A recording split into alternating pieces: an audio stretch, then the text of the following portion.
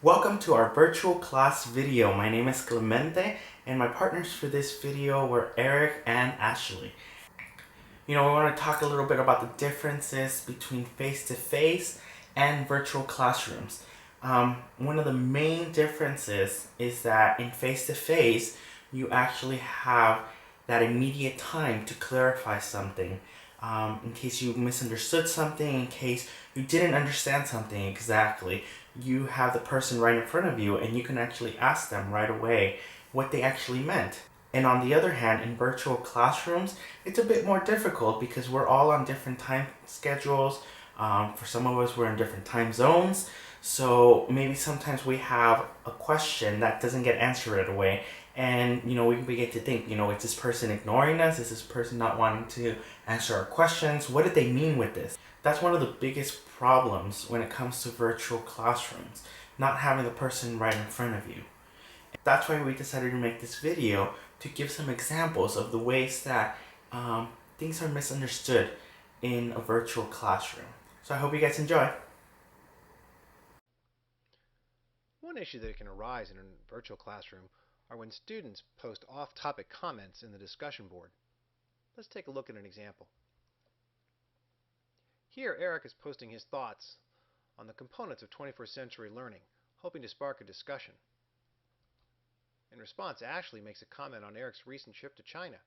Certainly, Ashley is trying to connect with Eric and be friendly. However, her comment is really not appropriate, and it's not responsive, and does not further the discussion for the cohort. Here's an opportunity for the instructor to redirect the discussion. One strategy would be for the instructor to post a response in the discussion board to Eric's posting to model for Ashley and the other students how to use the discussion board appropriately. If Ashley continues to post off-topic comments, the instructor should probably have a private offline conversation with her. Another problem can arise when students try to use humor. It's difficult in the discussion board to use humor appropriately because all of the communication is written. Let's take a look. Here Clemente is writing about cooperative learning, and he makes an analogy to a basketball team. In response, Eric notes the LA Clippers and the recent problems with its owner Don Sterling, who got in trouble for making racist remarks. He ends his post laugh out loud. Again, the teacher should be monitoring the discussion board and notice the inappropriate attempt at humor. The teacher should have a private conversation with Eric and explain to him why attempts at humor can sometimes offend people inadvertently. And certainly the teacher should remove Eric's offensive comment. One issue that may occur in an online learning environment is a conflict between students while working on a group project. Let's take a look at an example. Here's an email that a student received from their group members kicking the student out of their group.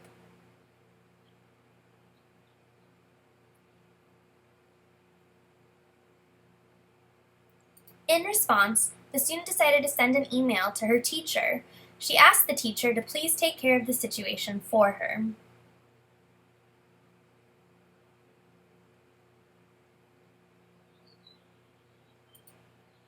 The teacher can and should respond in a few different ways. In this particular situation, the teacher first wrote the student a private email back showing understanding and concern about the situation, but also encouraged the student to work on the problem with her group members.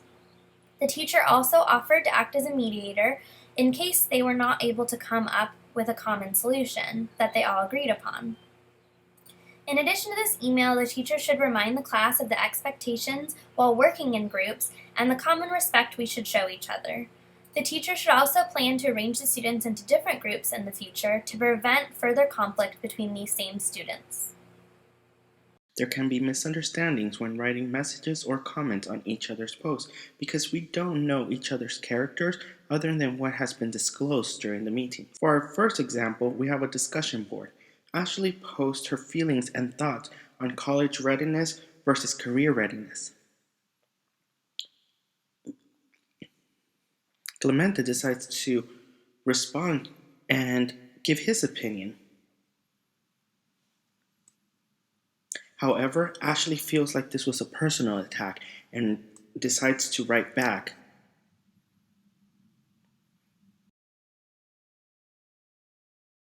In this situation, teacher is monitoring the discussion board and notices the potential conflict between two students.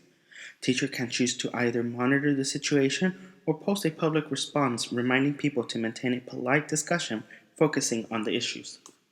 The teacher also sent a private message to Ashley to clarify the situation, provide the same reminder about the appropriate behavior on the discussion board, and provide a different perspective that perhaps Clemente was not trying to personally attack her.